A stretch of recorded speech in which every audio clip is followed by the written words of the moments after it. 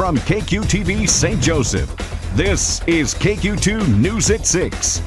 A Clinton County family came back early from vacation to find what once was their living room completely covered in rubble. A pleasant surprise is turning things around for Pony Express baseball. You can actually play games at this touchscreen table while you eat.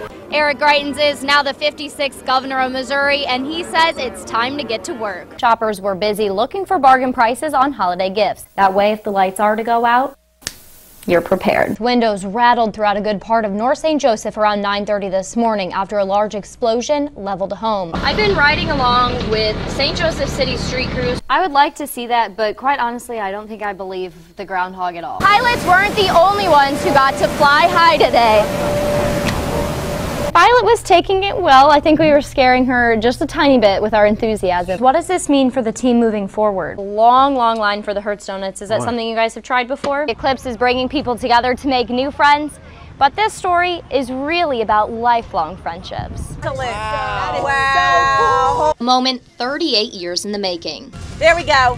We were in a science class as freshmen, and we were studying a unit on astronomy, and it was 1979, and we were learning about solar eclipses. And on the handout that we were given, it said that the next solar eclipse was going to take place in August of 2017, August 21st of 2017. So, Amy, I wrote it down in my little Ziggy notebook and memorized it so that we would never forget. They were just kids when they made the promise to reunite years later. It seemed so far away at the time, you know, because we were 14 years old, and it was very, I always said this, very space age and futuristic, so it's something we always talked about. And we can't believe we woke up this morning, we said, oh my God, it's actually here. It's a day they've planned for years, and while it didn't turn out exactly the way they pictured it while sitting in their high school science class, no clouds, no clouds. They wouldn't change it for the world. Rain or shine. And we're still together.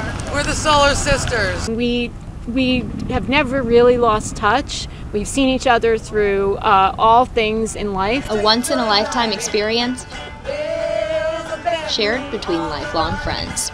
It's amazing to be here, and to be here with these women that I know so well and that I love. Amber Smith, KQ2, your local news leader. People were in downtown St. Joseph today watching crews battle the flames.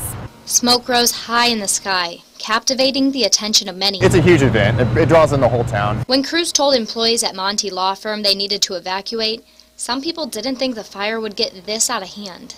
It's very scary because I thought maybe it may have been like a small fire, but once they said that we had to evacuate the building and we realized that the fire was much bigger than what it was, I was really scared for, you know, my co-workers, all of us, and the fact this is my home, this is where I work at, thinking that, you know, everything could be lost today.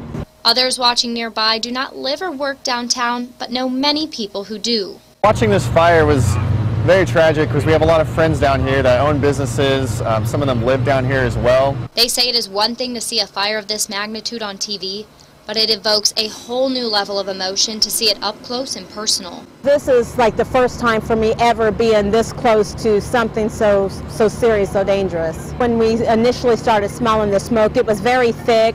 We obviously knew it was a fire. Just feeling the heat from off the fire, it basically told me how intense the fire was. While the extent of damage to buildings in the area is still unclear, many feel the community can come together to move past this. It's a tight-knit community. I think everyone's going to get together and help each other out, but it's very, very sad to see this happening. Christine and I talked with a Missouri prosecutor who says marijuana is still against federal law because it is a dangerous drug with no medicinal value. But I also talked to people with various diseases and their family members who say it could make a big difference in their life. Both sides are passionate about their stance and explain what led them to these beliefs. A normal night at the Byer household consists of dinner around 6:45. But Harper Goldsby doesn't get to eat pasta with the rest of the family. He is 6 years old. He has severe progressive epilepsy. He is unable to talk. He cannot walk. There's so many different variations of epilepsy. There will be people that are walking around like you and I that they're able to take pharmaceutical medication and control their seizures, or there's people like Harper who have seizure after seizure all day, every day. By 7 p.m., it's time for Harper's medications. But despite all the pharmaceuticals, his quality of life is really poor. He's a very happy guy. He loves his family, loves his sister, loves our pets, loves to go to school, but he does get scared. His seizures scare him, the choking scares him.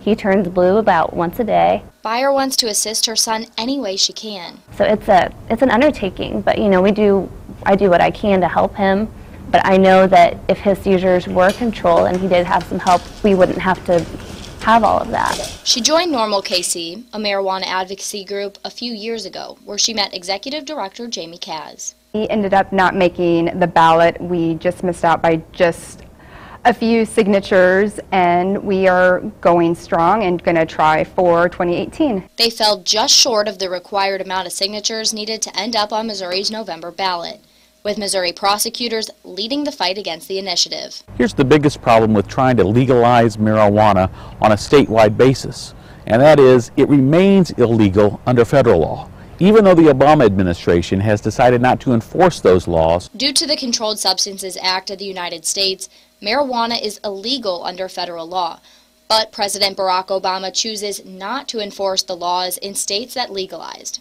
But there's going to be a new administration come January. That president may take a very different view of enforcing marijuana laws on a nationwide basis. However, Zahn's problem with legalizing extends beyond conflicts with federal law. I believe that marijuana is a dangerous drug. It's absolutely a gateway drug to other drugs as well. But advocates say marijuana can help people get off harder drugs. Zahn says legalizing it wouldn't help medical patients.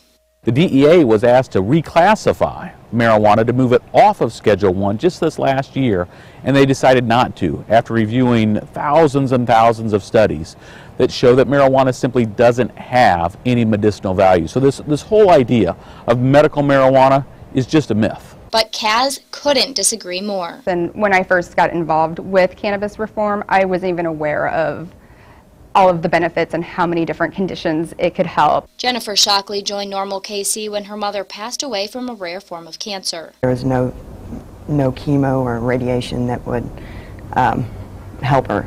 It's basically a death sentence. Shockley's mother, a former registered nurse, thought medical cannabis could have improved her end-of-life quality. Medical cannabis, get on the ballot, get legal in Missouri to be able to help is one of her dying wishes. And for others like Sarah Campbell, who has multiple sclerosis, she thinks marijuana could serve as a good alternative to her current medication. That's really a decision that should be between me and my doctor and shouldn't have anything to do with legislation.